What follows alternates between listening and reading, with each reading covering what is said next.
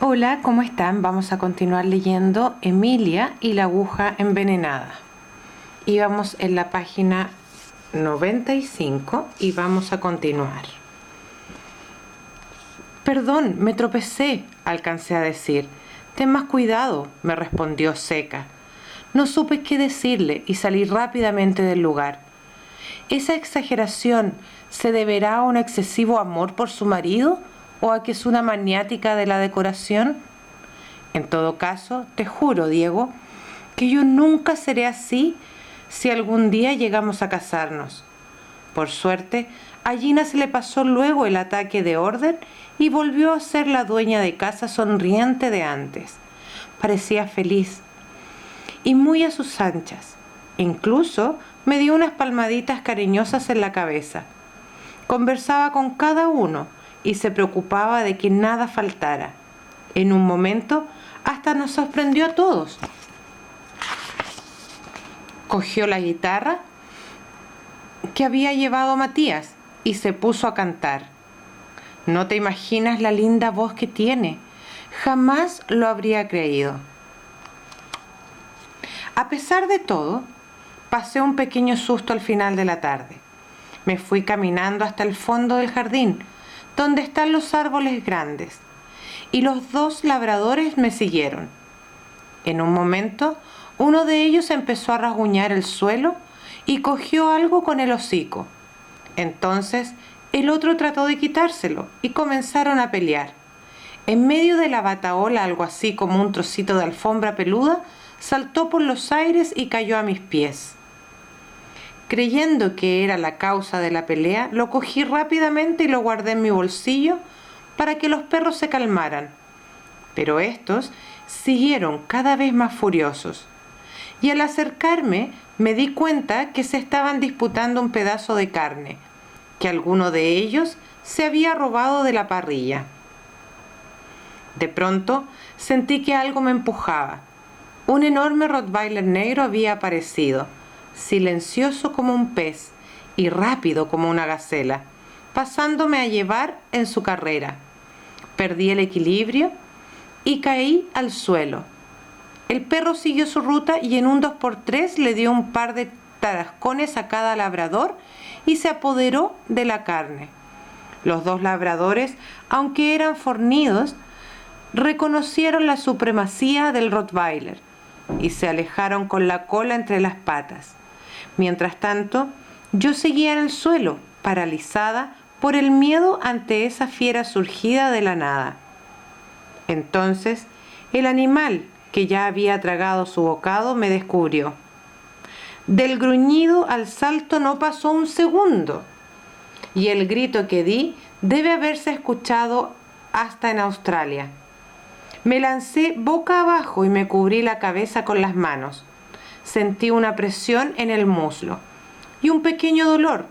¡Rex, alto! La voz sonó sobre mi cabeza y me atreví a mirar. Paolo Vincetti estaba sujetando al perro por el collar y la cabeza del animal, con las fauces abiertas y goteando saliva. Estaba a 10 centímetros de mi cabeza. Al lado del dueño de casa, lívida, estaba Gina. Otros venían corriendo entre ellos. Matías, con cara de pánico, puesto que había descuidado sus labores de protector. En mi muslo derecho, el pantalón estaba desgarrado. ¿Qué te hizo? ¿Te mordió?, exclamó Pamela Bravo. Lo tenía encerrado, no sé cómo se arrancó, explicaba Vincetti demudado. Nunca lo soltamos cuando hay gente, añadió Gina. Alguien le abrió la puerta. Matías estaba más pálido que un muerto y me preguntaba una y otra vez, ¿estás bien? ¿Estás bien? Hasta que le tuve que gritar para que se callara. Bueno, después de eso encerraron al perro y todo volvió a la calma, es decir, a una calma relativa, porque entre los dueños de casa y los invitados armaron un lío tremendo y me obligaron a tenderme en un sillón. No sé para qué, porque aparte del susto,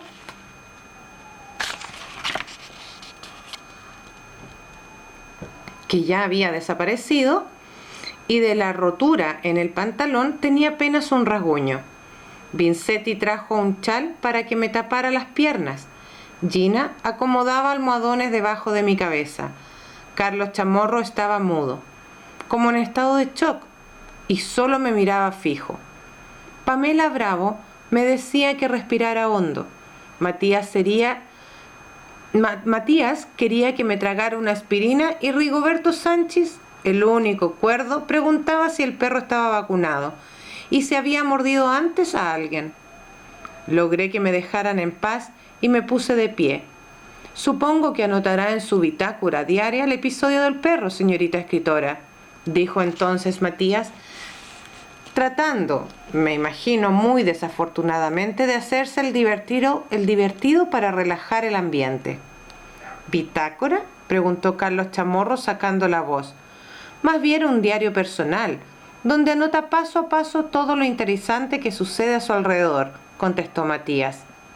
Ahora está escribiendo nada menos que los últimos acontecimientos sucedidos en... Lo fulminé con la mirada y se tragó las palabras con la rapidez de un rayo, tanto así que obviamente todos se dieron cuenta. Me odié por haberle contado que estaba escribiendo un diario del asesinato. Matías es el ser más desubicado que he conocido en mi vida. ¿Por casualidad aparezco yo en tu diario?, preguntó Pamela. ¡Qué entretenido! ¿Te imaginas si te convirtieras en escritora famosa?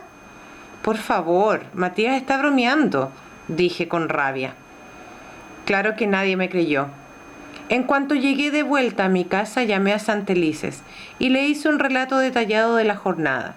Le conté de la decoración de la casa, de la pileta con el delfín, de lo que almorzamos, del episodio del Rottweiler, y hasta le describí el trocito de alfombra peluda que se estaban peleando los perros y que mientras le hablaba redescubrí en mi bolsillo.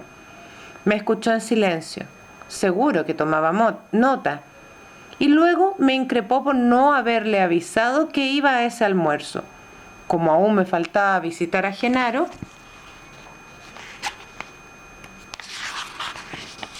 Frías, no pude decirle que nunca más, pero me dio la impresión, por los y los que profería, que había encontrado interesante mi recuento. Genaro Frías. Antes de empezar con Genaro Frías, te contaré que ahora el inspector Santelices está interesado en mi relato del crimen. Me llamó esta mañana por teléfono y me pidió que se lo prestara para leerlo. Yo no me acordaba habérselo mencionado, pero me dijo que Matías se lo había comentado hace unos días durante un interrogatorio. El pobre Santelices estaba en cama con un resfrío tremendo, ni le salía la voz. Quedamos de juntarnos en el Café El Dulce, ese que está cerca de la universidad. A Genaro Frías lo fui a visitar a su lugar de trabajo en la universidad con el pretexto de que tú, mi pololo, estudiabas biología en Francia y me habías escrito pidiéndome que te averiguara de un estudio ostrícola en el sur de Chile. Tuve que esperarlo largo rato. Fue muy cortés, pero algo seco. No era el mismo Genaro Frías alegre y lleno de humor que yo había conocido en ese cóctel con las Figueras. ¿Te acuerdas? Me hizo pasar por una oficina pequeña, pero muy confortable, con un sillón de cuero de diseño italiano que me había llamado la atención hacía poco en una revista de decoración. No se trataba mal ese profesor, pese a que los sueldos universitarios nunca habían sido altos que yo supiera. También me fijé en su computador. Era un notebook último modelo. Yo hice un estudio sobre ostras en el sur de Chile hace mucho tiempo, me dijo, hurgando en el fichero que tenía sobre la mesa. Cuando encontró lo que quería, se puso de pie y buscó la estantería. Me pasó una carpeta gruesa. Te ruego que lo fotocopies y me lo devuelvas. Por supuesto, le dije. 1.000.000 de gracias. Se lo devuelvo mañana mismo. Me quedó mirando como si mi presencia allí no lo terminara de convencer. ¿Qué me dijiste que estudiaba tu pololo? Biología.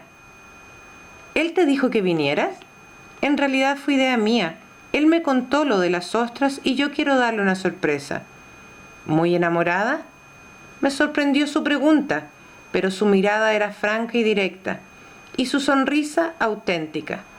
Sí, bastante.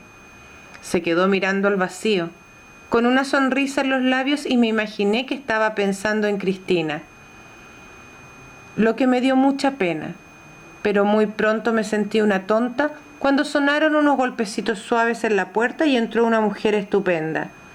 Debía tener unos 35 años, como las figueras. Era alta, delgada, con un rostro agradable y unos ojos preciosos, color miel. Estaba muy bien vestida, sobria y elegante.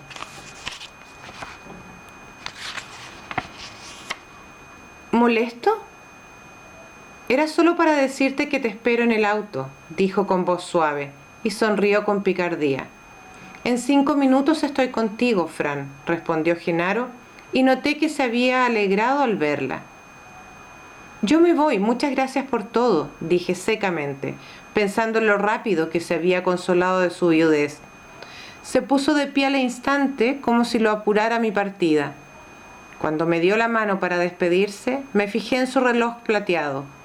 Era como los de titanio que usan los yatistas. Salí del lugar, con una confusión de ideas en mi cabeza. Emilia. Querido Diego, ya van 4 días que no sé nada de ti. Temiendo que estuvieras enfermo, anoche te llamé por teléfono, pero no contestó nadie. ¿Qué pasa? Emilia. Querido Diego, este será mi último envío.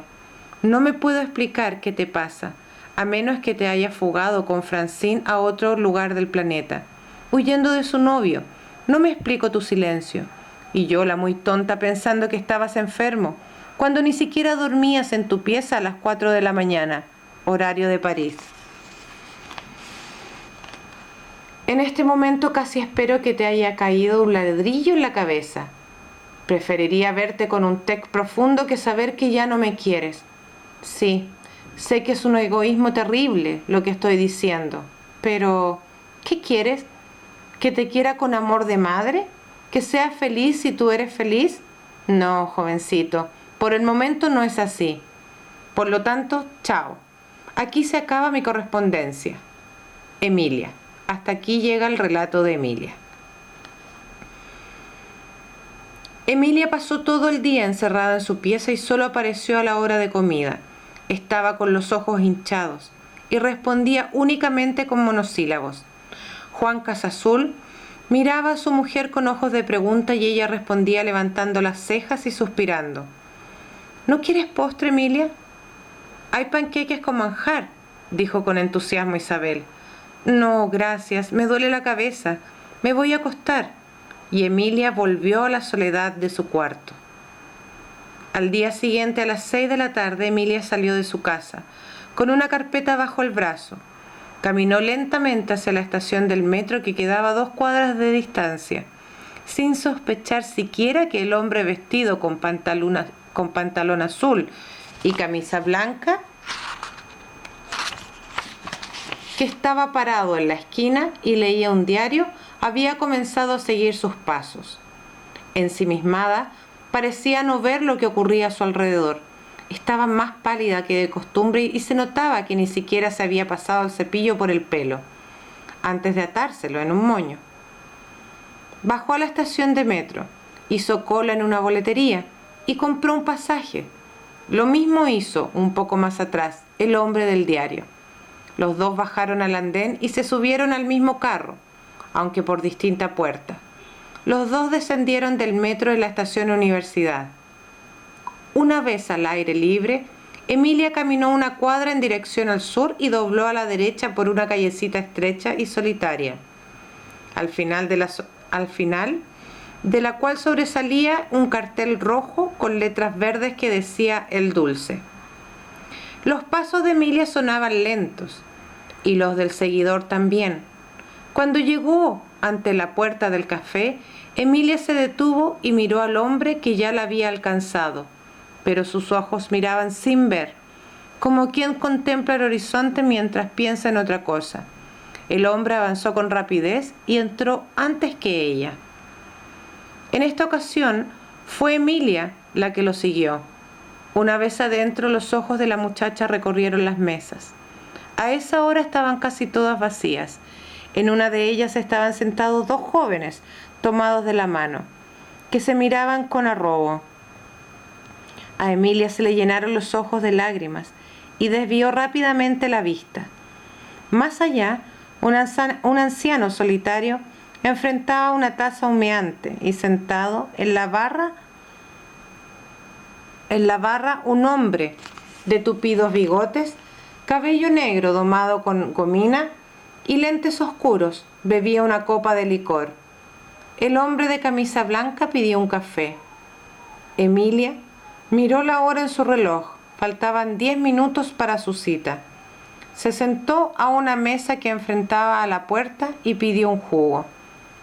No empezaba a beberlo cuando el hombre de bigotes abandonó su asiento en el mesón y se acercó a ella. ¿Emilia Casasul?, preguntó con amabilidad. Tenía una voz suave, agradable, pero un poco engolada. Pensé que no vendría. Emilia, algo desconcertada, lo miró sin responder. Soy el detective Palominos, siguió el hombre. Vengo de parte del inspector Santelices. Ah, sí. ¿No recibió mi recado? ¿Recado? El inspector tuvo un contratiempo de última hora y me pidió que la viniera a buscar para llevarla a su oficina. Afuera nos espera un auto. Me dijo que le recordara sus notas. Sí, aquí las tengo. Emilia indicó la carpeta que estaba sobre la mesa, y Palominos la cogió, con sus manos pequeñas y enguantadas en cuero. ¿Me podría dar la cuenta?, pidió Emilia al mozo. En ese momento todo se precipitó. El detective Palominos puso un billete sobre la mesa. No se preocupe por la cuenta, señorita. Vamos, rápido, que el inspector nos está esperando, dijo señalando la puerta. El hombre de la camisa blanca se acercó a Palominos y lo cogió del brazo. Oiga, ¿qué hace?, forcejeó el detective. Usted no sabe quién soy. Sí, lo sé muy bien, dijo el de la camisa blanca, ejerciendo más presión sobre el brazo y doblándolo hacia atrás. Esto es un asalto, gritó el detective con voz chillona. ¡Ayúdenme! La pareja de enamorados se había puesto de pie y permanecían abrazados y en silencio. El mozo se puso a llamar por teléfono. El viejo seguía tras su taza de té, impertérrito, como si fuera sordo. Emilia, totalmente confundida, no sabía qué hacer. Súbitamente se abrió la puerta, con gran estruendo, y aparecieron dos policías, y tras ellos Santelices y su ayudante, el detective Uvilla. Este último se acercó a los dos hombres que forcejeaban y cogió a Palominos por el otro brazo. «Vamos», ordenó, y salieron juntos los tres, Palominos al medio, firmemente sujeto. Santelices se acercó a Emilia y le abrazó protector. «Gracias a ti, jovencita, el crimen está resuelto», le dijo al oído. Y luego agregó: «Además, te tengo una sorpresa». «¿Sorpresa?», preguntó Emilia con un tono decaído que no era propio de ella, menos después de lo que había pasado. «Sí, ven conmigo». Tendido en el asiento trasero del amplio y antiguo auto del inspector, había alguien durmiendo. A Emilia le bastó con mirar la cabeza crespa y las orejas puntudas y chicas para darse cuenta de quién era. «¡Diego!», gritó, sintiendo que su entusiasmo por la vida volvía. Pero ni siquiera el grito de la muchacha logró despertar al joven durmiente. «Déjalo, Emilia. Hace días que no duerme. Súbete al auto. Te contaré todo en el camino». Una larga explicación. Emilia y Diego, tomados de la mano, estaban sentados en el sofá amarillo del living de los Casasul. Frente a ellos, en el sillón del dueño de casa, estaba cómodamente instalado el inspector Santelices. Isabel y Juan se habían acomodado en sendas sillas de respaldo alto. Todos tenían una bebida en sus manos y escuchaban atentamente al inspector. Cuando Diego me llamó por teléfono para advertirme que temía que Emilia cometiera una imprudencia, Le aseguré que había puesto ya un detective tras ella para custodiarla. Así y todo, el joven prefirió asegurarse personalmente. Rió Santelices mirando a Diego. No es que temiera, conociendo a Emilia, estaba seguro, pero así y todo llegué tarde. ¿Tarde? Si no me pasó nada, intervino Emilia. Por lo demás, no me habría servido de mucho un guardián que se queda dormido, añadió riendo. Hacía más de 2 días que no dormía, explicó Diego a los Casazul, que tenían cara de no entender mucho.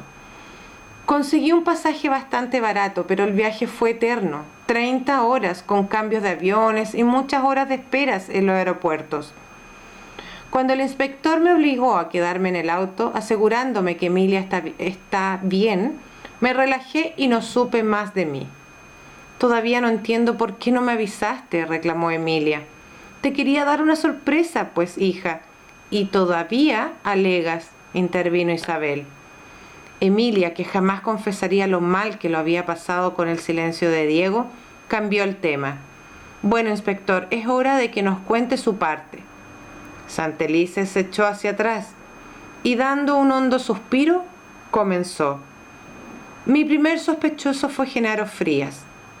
Era el único que a primera vista se beneficiaba con la muerte de Cristina Figueras. Ella era huérfana y había recibido hacía poco una herencia cuantiosa de su abuela. Como no tenían hijos y ella no había hecho testamento, su marido era el único heredero. Por otra parte, Frías era conocido como un hombre al que le gustaba vivir bien, de gustos refinados y caros. Sin ir más allá, su vehículo todoterreno es uno de los automóviles más caros del mercado. Ningún profesor o investigador universitario que vive de su sueldo se podría permitir tal lujo. Fue la misma impresión que tuve yo al visitarlo en su oficina, acotó Emilia. Y cuando llegó a buscarle una mujer estupenda, con la que se veía relajado y contento pese a ser tan reciente la muerte de Cristina, me bajó casi la certeza de que él la había matado. Cuando tú me hablaste de esa mujer, Emilia, me inquieté un poco, pese a que ya había descartado a Frías, pero cuando supe que era su hermana, que vive en Roma y que había venido a estar con él por unos días. ¿Su hermana?, exclamó Emilia, interrumpiéndolo. Ahora que usted dice, son bien parecidos. ¿Y por qué había descartado a Frías?, quiso saber Diego.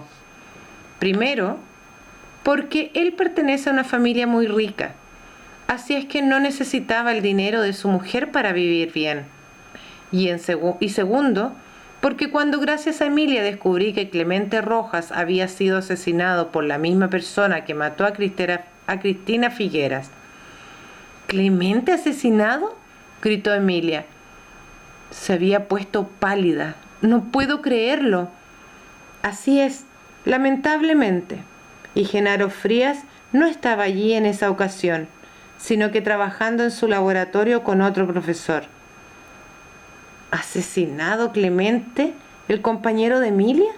Yo tampoco puedo creerlo. Isabel Casazú miró a su marido abriendo mucho los ojos. Sí, señora. Y sin su hija tal vez no lo habría descubierto. Ella me dijo que había tenido un sueño en el que pinchaban a Clemente con muchas agujas. Sí, me acuerdo, dijo Diego. Y los padres de Emilia, que no sabían nada del diario de su hija, lo miraron extrañados. Entonces, basándome en las deducciones que les contaré más adelante, siguió el inspector, pedí una exhumación del cadáver. Pobre Clemente, dijo Emilia, con los ojos llenos de lágrimas. Diego la abrazó. Bueno, continuó Santelices, la exhumación reveló algo que había pasado por alto el patólogo al hacer una autopsia de rutina. Clemente tenía un pinchazo de aguja en la espalda, en un lugar en el que difícilmente se podría haber inyectado a sí mismo, como solía hacerlo. Entonces, preguntó Isabel, que estaba alucinada con el relato. Entonces, señora, Alguien que estaba muy al tanto de su enfermedad aprovechó el tumulto causado por el conato de incendio y pinchó al muchacho inyectándole una alta dosis de insulina, lo que le produjo el shock hipoglicémico. ¡Pero qué horror! ¿Y cómo iba a saber el asesino que se iba a producir ese tumulto? Tendría que haber andado con la inyección en el bolsillo, por si acaso, reflexionó Emilia, ya algo más preocupada de la sorpresa inicial. Tengo la sospecha de que el mismo asesino provocó el incendio. De todas maneras, es probable que anduviera con la inyección lista hasta encontrar el momento adecuado. Eso es siniestro, comentó Casasul, y nuestra hija metida al medio, como siempre. Y así, siguió el inspector impertérrito, empecé a atar cabos. Clemente sabía algo que era importante para el asesino.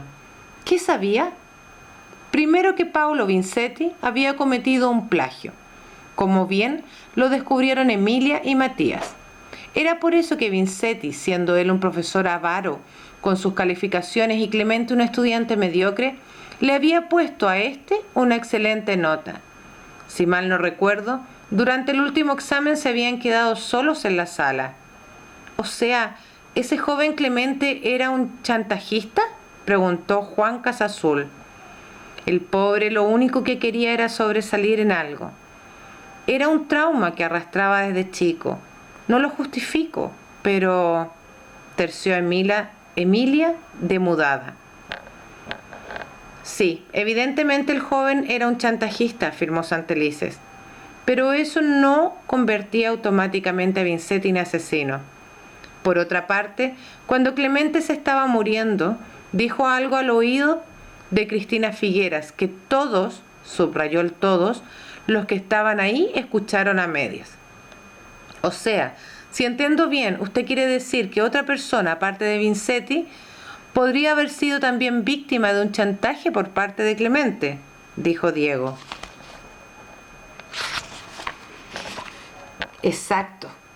Porque mi experiencia me decía que cuando alguien comete un chantaje y tiene éxito, se anima a repetir su acción. Pasa lo mismo con los ladrones y desgraciadamente con los asesinos. En este caso fue clarísimo. El primer asesinato que pasó inadvertido alentó al autor a cometer el segundo. Juan Casasul y su mujer escuchaban inmóviles, como dos niños a los que le están contando un cuento de terror.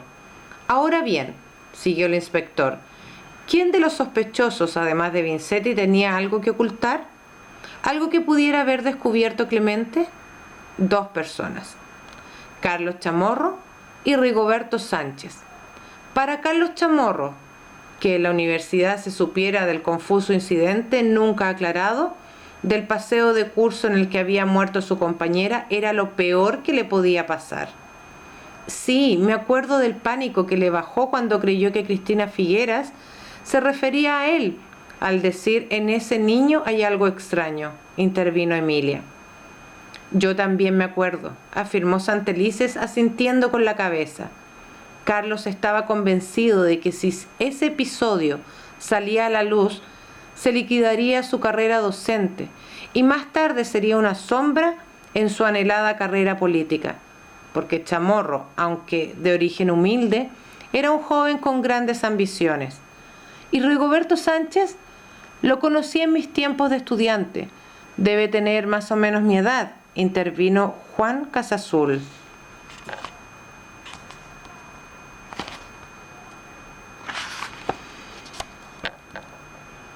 Debe andar cerca de los 50, lo informó el inspector.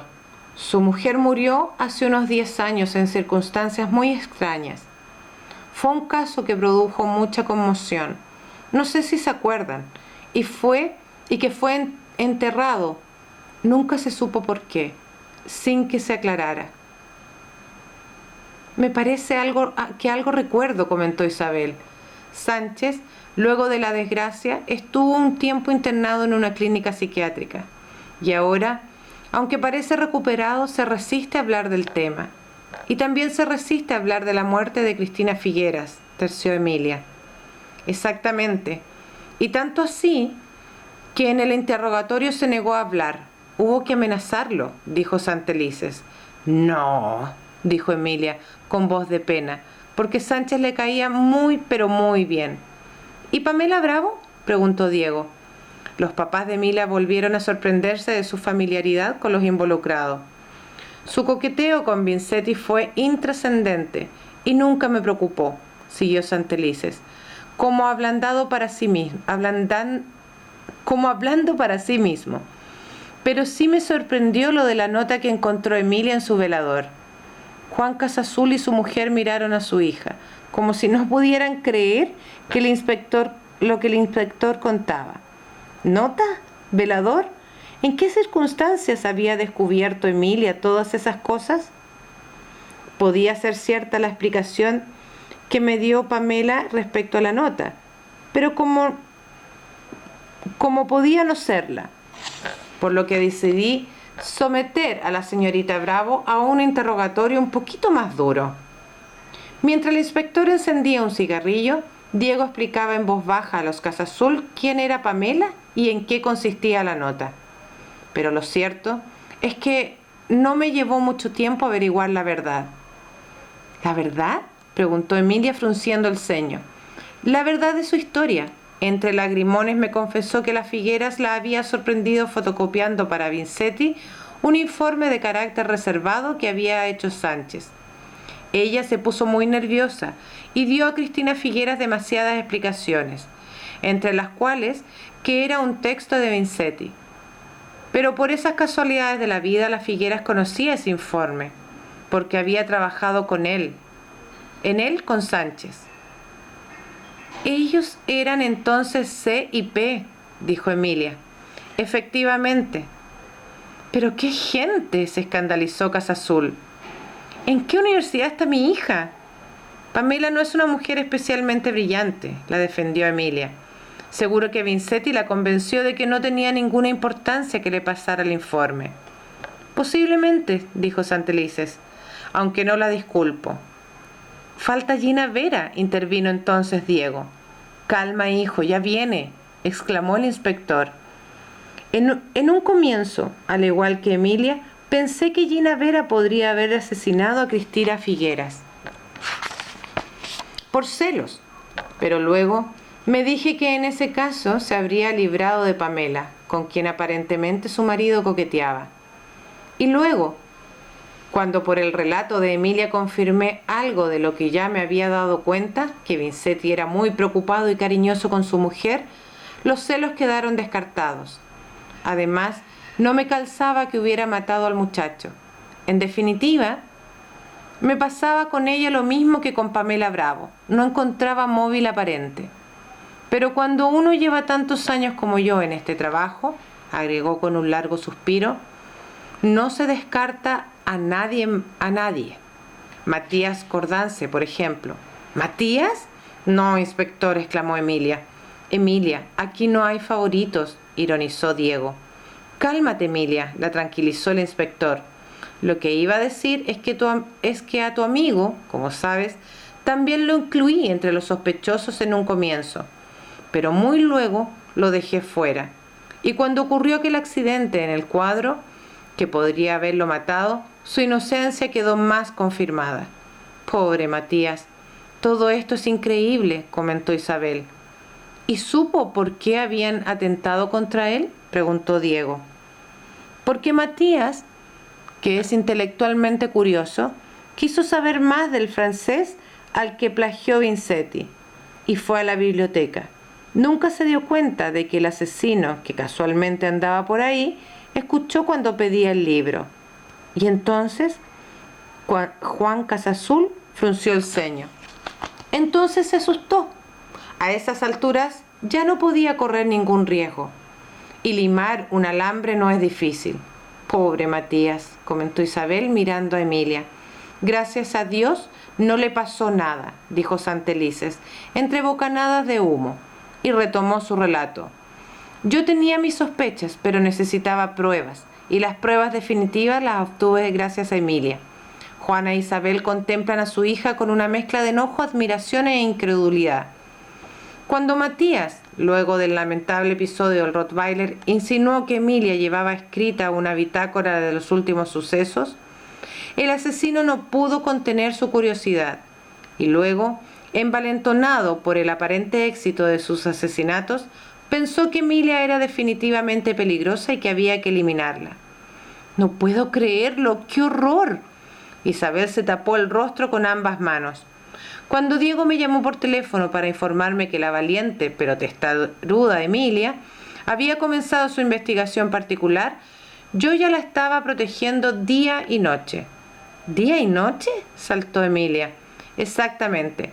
3 detectives se turnaban durante las 24 horas. No. ¿Y cómo no los vi? Porque ellos son profesionales y tú no sospechabas nada. Claro que al final casi me gana la mano el asesino cuando te citó por teléfono. Gracias a Dios llamaste a mi oficina dejándome ese recado, Emilia.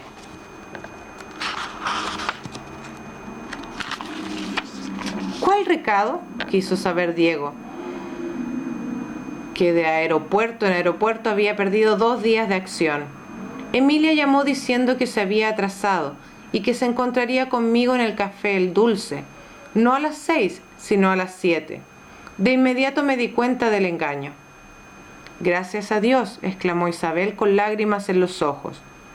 ¿Se imaginan que Emilia no hubiera hecho ese llamado? Hija mía, tienes un ángel de la guarda muy poderoso. Y se puso a llorar calladita. Juan Casasul suspiró y escondió su rostro entre las manos. Y Diego, abrazando a Emilia con fuerza, le dijo al oído: tu mamá tiene toda la razón. Cuando me di cuenta del engaño preparé todo para el acto, que yo estaba seguro sería el final. Pero confieso que era muy importante para mí que Emilia regresara a encontrarse con el supuesto inspector Santelices, que no era yo, sino el asesino. Un silencio total fue la respuesta a las palabras del inspector. ¿Vincetti confesó?, preguntó Emilia para romper la tensión. ¿Vincetti? ¿Por qué Vincetti?, respondió Santelices. ¿No es el asesino? No. No, exclamó Emilia. No. Entonces, apuró Diego. 4 pares de ojos sorprendidos miraron fijamente al inspector Santelices. Este, como un actor, dejó pasar unos segundos. Encendió con mucha dificultad otro cigarrillo. Aspiró y expiró el humo, cogió el vaso con bebida, bebió un trago, dio un suspiro, cerró los ojos, los abrió y dijo: el asesino es Gina Vera. Gina Vera. Gina Vera, comenzó el inspector Santelices, tuvo una infancia triste, ya que sus padres murieron cuando tenía solo 3 años. Quedó al cuidado de unos tíos que según ella no la trataban bien, pero estos se defendían diciendo que Gina era poco cariñosa y de carácter histérico. A los 15 años tuvo una crisis nerviosa y le lanzó a su tía un pesado cenicero de cristal a la cabeza. Casi la mata. Luego de este episodio estuvo internada en una clínica durante 2 semanas. Por otro lado, aparte de ser muy poco agraciada, Gina era coja. Suplía sus defectos con su inteligencia y siempre sacaba los primeros puestos en el colegio. A la edad en que todos los jóvenes salían a bailar y pololeaban, Gina, que se sentía fea y deforme, se dedicaba a estudiar. Cuando cumplió 18 años, entró a estudiar leyes a la universidad y pudo también disponer de un dinero que le habían dejado sus padres. Entonces decidió operarse el pie y la operación fue relativamente exitosa. Desde entonces, usando una plantilla especial, su cojera nunca más se notó. Vamos a continuar con la página 120 en un ratito más para saber el final de este cuento y de este crimen. Chao, chao.